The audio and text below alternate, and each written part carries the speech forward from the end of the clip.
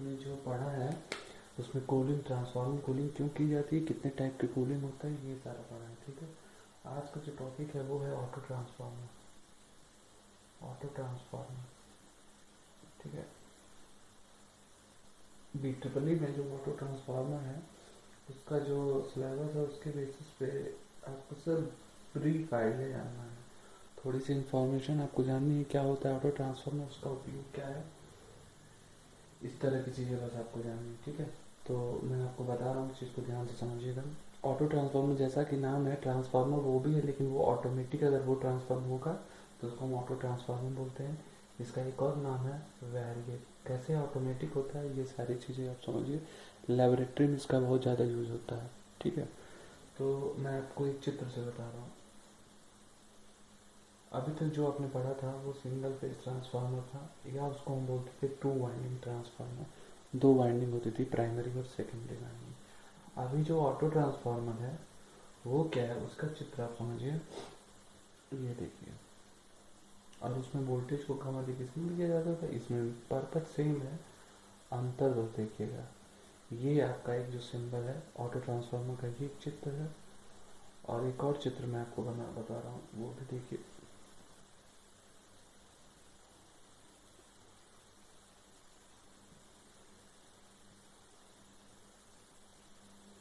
ठीक है, ये भी एक सिंबल है। इसमें आपको पता है फेरों की संख्या अगर हम कम कर देते हैं तो स्टेप डाउन हो जाएगा। यहाँ 4 है, यहाँ 3 है, तो ये स्टेप डाउन है। अगर इसको कम कर देंगे और इसको बढ़ा देते हैं तो ये हो जाता है आपका स्टेप अप हो जाता है। ऐसे यहाँ पे देखिए, ये पहला वाला है, इसमें ज़्यादा है, दूसरे वाले में सिर्फ इतना है, तो ये स्टेप डाउन है। यहाँ पे क्या है, पहले वाले में इतना ही है, दूसरे वाले में इतना है, तो ये क्या है, स्टेप अप है। ये बेसिकली आपका ऑटो ट्रांसफार्मर है।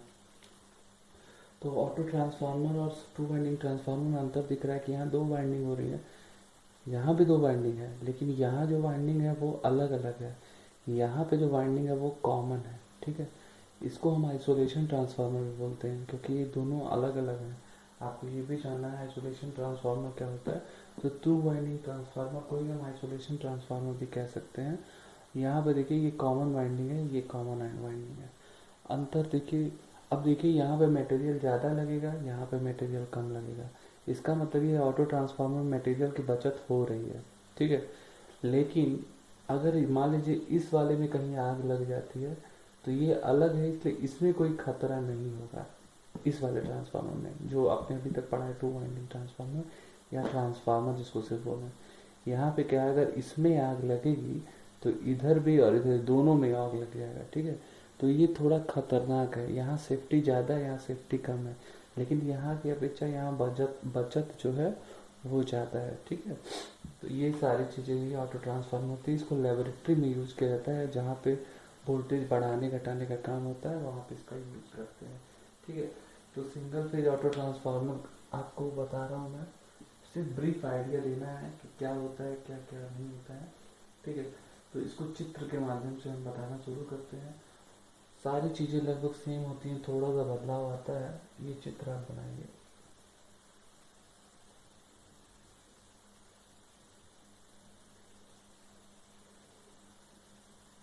सपोज ये है V1, ये है मान लीजिए I1। ठीक है, ये है आपका I2, और यहाँ पे आपने लोड लगा दिया है, तो लोड है ये आपका V2। ठीक है, अच्छा मुझे एक बात बताइए कि इससे लग रहा आपको आता होगा, सपोज ये कोई करंट है। ठीक है, इस पॉइंट पे एक इधर एक इधर एक इधर, मतलब इस पॉइंट पे ये आ रही है, ये जा रहा है और ये जा रहा है। इसका मतलब ये हुआ I1 बराबर I2 प्लस ये जो भी हो। तो अगर इसका मान निकालना होगा तो क्या होगा, I1 माइनस I2 हो जाएगा। समझना बहुत जरूरी है। ठीक है, आप समझ के देख लो। मान लो मैं इसको x मान लूँ और फिर इसको ट्राई करो, I2 प्लस एक्स बराबर I1 होगा। इस पॉइंट पे KCL लगाने पे तो x बराबर I1 माइनस I2। ठीक है, तो ये है आपका step down auto transformer. Step down auto transformer. सिर्फ 2 टॉपिक आपके बच जा रहे हैं जो मैं आपको पढ़ाऊंगा। उससे पहले आपके जितने भी डाउट हैं अभी तक भी ट्रिपल इलेक्ट्रिकल पोर्शन में, वो सब पूछ लीजिए, क्योंकि इसके बाद आपको मैं बताऊंगा नहीं, क्योंकि सारी चीज़ें लगभग ख़त्म हो गई हैं। और देखिए फेरों की संख्या का जो फॉर्मूला होता है वो वही फार्मूला होता है जो अभी तक आपने पढ़ा है। जैसे मान ये ए है, मान लीजिए ये बी है, ठीक है, और यह सी है, ठीक। फेरों की संख्या का फॉर्मूला ये आपने पढ़ा होगा, E1 बटे E2 बराबर N1 बटे N2 बराबर के, ठीक है। वही फॉर्मूला यहाँ भी लगे, ये पूरा E1 होगा, ये E2 होगा, ठीक है। या इसमें जो पूरा फेरों की संख्या है वो N1 है और इतना फेरों की संख्या क्या है, N2 है। तो ये वाला जो होगा आपका N1 माइनस N2 हो जाएगा, ठीक है। तो इस तरह से ये समझ लीजिए कि सारी चीज़ें सेम होती हैं। क्या बचत होता है, कैसे बचत होता है, ये मैं आपको बता रहा हूँ, कैसे अंतर होता है, ठीक है, आपको मैं ये बता रहा हूँ। तो ये चित्र बनाइए और ये तो आपका ट्रांसफॉर्मेशन रेशियो है, ठीक है। तो इसको थोड़ा सा मिटाते हैं और फिर देखिए यहाँ पे, जैसा मैंने आपको बताया कि इसमें क्या होता है, कॉमन वाइंडिंग होती है। अंतर क्या है ऑटो ट्रांसफॉर्मर में, कॉमन वाइंडिंग,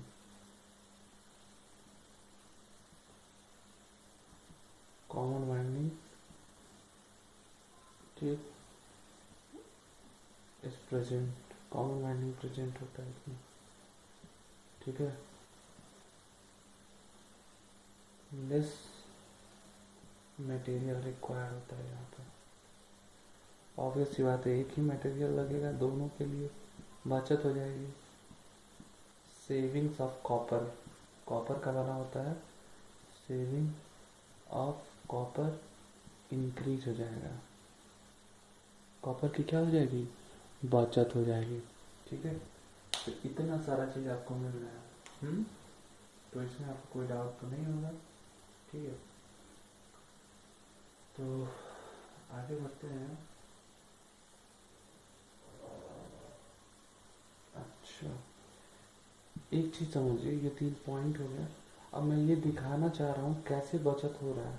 अच्छा, एक चीज़ समझिए, जैसे हमारा ये जो पावर यहाँ पे आ रहा है, power delivered to the load, power delivered, ये बस समझाने के लिए मैं आपको बता रहा हूँ, ठीक है, इसको समझना बहुत जरूरी है। पावर डिलीवर्ड टू लोड, यहाँ पे जो पावर आ रहा है क्या होगा, वी आई होगा, V2I2, ठीक है, क्लियर है, V2I2 हो गया। अच्छा, मैं इसको अगर इस तरह से लिखूँ, ध्यान से देखना, V2I2 हो गया, इसको मैं लिख रहा हूँ इस तरह से, V2I1 plus V2I1 plus V2I2 minus I1, ठीक है। ऐसा मैं लिख सकता हूँ। अगर ऐसा मैं लिख रहा हूँ तो भी ये आएगा, कैसे आएगा, क्योंकि V2I1 plus V2I2 minus V2I1, तो V2 आएगा, ये कैंसिल हो जाएगा, ठीक है। तो ये जैसा कि मैंने बताया, power delivered to the load V2I2 है, ठीक है। यहाँ पे जो वोल्टेज है V2 है, तो ये वोल्टेज मान लीजिए V2 है, यहाँ पे I2 माइनस I1, ये आपका I1 माइनस I2, ठीक है। तो अभी मैं आपको ये बताने जा रहा हूँ, ध्यान से समझिएगा कैसे इसका निकालते हैं, रेटिंग निकालते हैं, जिससे आपको पता चलेगा output voltage ampere of auto transformer, ठीक है, डिवाइडेड बाय आउटपुट, एक आइडिया निकालना चाह रहे हैं कितना अंतर आ रहा है ऑफ इक्विवेलेंट इतने ही का 2 वाइंडिंग ट्रांसफार्मर, दोनों में क्या अंतर हो रहा है, ठीक है। इस चीज़ को दिमाग में रखिएगा और इस चित्र का हेल्प लीजिएगा, ठीक है, समझिएगा। Output voltage ampere of transformer equivalent two winding transformer, ठीक है। अच्छा, ये ऑटो ट्रांसफार्मर के लिए होगा V2I2, ठीक है, ये क्लियर है। Output voltage ampere of auto transformer ये होगा। और सेम के लिए आपका जो ये ट्रांसफार्मर हो, तो इसी के लिए ये तो आउटपुट वोल्टेज और ऑटो ट्रांसफार्मर इसका जो हुआ इतना हुआ। और सेम के लिए अगर टू वाइंडिंग ट्रांसफार्मर का देखें, अच्छा मैंने आपको अभी जस्ट कुछ देर पहले बताया था, V2I2 को हम लिख सकते हैं V2I1 plus V2I2 minus I1, इसी को मैंने लिखा है। ये जो पोर्शन है ये बेसिकली AC पोर्शन है, और ये जो पोर्शन है BC पोर्शन है। AC पोर्शन का मतलब ये हुआ इस पोर्शन के द्वारा ये I1, और ये जो वोल्टेज का है इसकी वजह से ये आ रहा है, और ये BC जो है इसकी वजह से जो आ रहा है वो BC पोर्शन में आ रहा है, ठीक है। कहने का मतलब ये है कि ये कंडक्टिवली जो करंट ट्रांसफ़र हो रहा है, वोल्ट पावर ट्रांसफ़र होता है, और ये जो है इंडक्टिवली वोल्टेज ट्रांसफ़र हो रहा है, ठीक है। दोनों का ये समझ लो, इसका ये AC में वोल्ट इसकी वजह से ट्रांसफ़र हो रहा है, और BC में क्योंकि प्राइमरी से सेकेंडरी होना है, तो बेसिकली इसका जो टू वाइंडिंग ट्रांसफार्मर का ये जो वैल्यू आएगा वो ये आएगा V2I2 माइनस I1, ठीक है। अब हम एक काम करते हैं ऊपर और नीचे। अच्छा मैंने आपको टर्न्स रेशियो के बारे में बताया था, E1 बटे E2 बराबर V1 बटे V2 बराबर N1 बटे N2 बराबर I2 बटे I1 बराबर K, ठीक है। ऊपर नीचे अगर हम भाग दे देते हैं V2I1 का दोनों साइड में,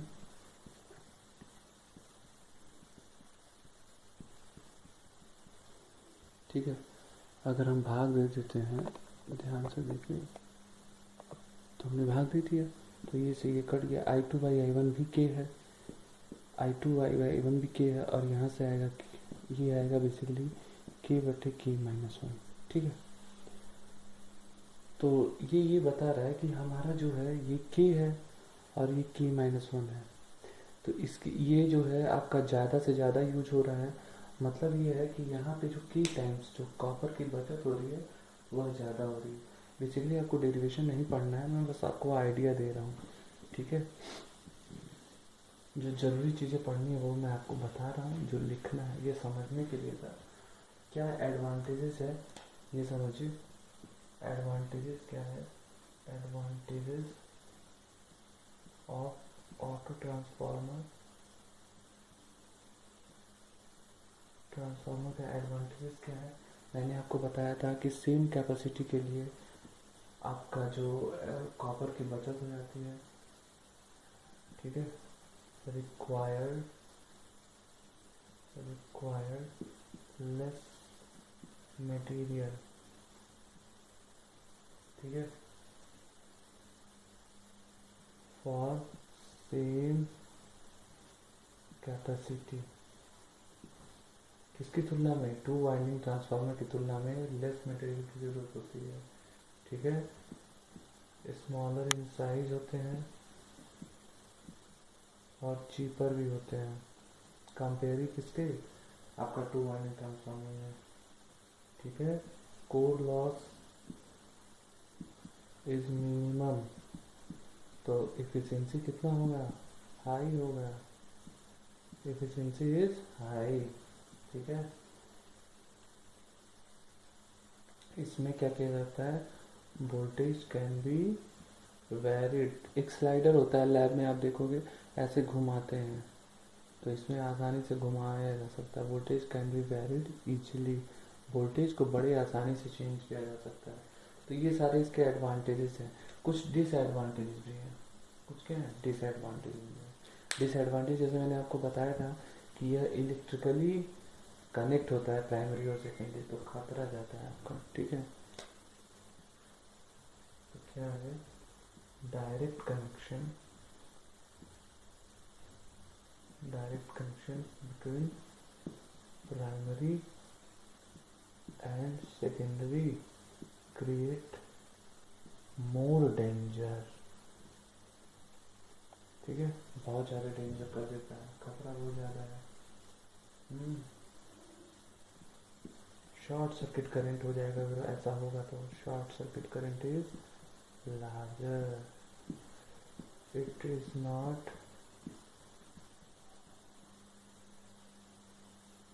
not usable for larger size. ये सारा इसका नुकसान है। और बड़ा बड़ा चीज़ में यूज़ नहीं करेंगे, क्योंकि एक बार फॉल्ट होगा, बड़ा मशीन होगा तो ज़्यादा आपका नुकसान करेंगे। ठीक है, एडवांटेजेस हो गया, डिसएडवांटेज हो गया। एप्लीकेशन आपको जानना है, और यही जो एप्लीकेशन है दोनों में आप लगा सकते हैं। ट्रांसफार्मर का वही एप्लीकेशन, ऑटो ट्रांसफार्मर का वही एप्लीकेशन, एग्जाम में आएगा ही आएगा। अगर अलग अलग पूछेगा तब आप लिख सकते। पहला तो step up and step down voltage को कम या अधिक करने के लिए इसका यूज होता है। ठीक है, ये सब दोनों के लिए। कोई भी पूछेगा, ऑटो ट्रांसफॉर्म पूछेगा तब भी ये सही है, ट्रांसफॉर्मर पूछेगा तो भी सही है। ठीक है, तो ऑन एसी सप्लाई में वेरिएबल, मतलब हमेशा 10 20 30 40 लाना हो वोल्टेज को तो इसका यूज करते हैं। To obtain variable AC voltages, variable voltage चाहिए तब इसका यूज कर सकते हैं। ठीक है, और मशीन को स्टार्ट करने के लिए use to start induction meter. देखोगे आप लैब में, एंड सिंक्रोनस मोटर, इसी से स्टार्ट होता है। ये एक मेथड ऑफ स्टार्टिंग होता है। ठीक है, स्टार्ट इसी मशीन इसी से स्टार्ट होता है। Use to start induction motor and synchronous motor. तो मैंने आपको 3 बताया, एक और बता देता हूँ कि इसमें वोल्टेज को बहुत सारा वैरी किया जा सकता है। ये भी एक फायदा है, टैपिंग किया जा सकता है। और यूज फॉर बूस्टिंग के लिए इसका यूज करते हैं। Use for boosting AC voltages by small amount। ठीक है, मैंने आपको बताया ये सारी चीज़ें इसमें की जा सकती हैं। स्टेप अप किया जा सकता है, स्टेप डाउन किया जा सकता है। अब आपका सिर्फ इसमें 2 ही चीज़ बचता है। मैं आपको बता दूं, ट्रांसफार्मर में क्या, पूरे इलेक्ट्रिकल पोर्शन में आपका 2 ही चीज़ बचता है। एक है CBT और ये एक है आपका आइसोलेशन ट्रांसफार्मर। मैं आपका अगले पार्ट में ये दोनों ख़त्म कर दूंगा। उससे पहले डाउट्स आपके जितने हैं जान बताइए हमको, तो हम उसके लिए एक और वीडियो बनाएंगे। अदरवाइज हम आपको असाइनमेंट दे देंगे। ठीक है।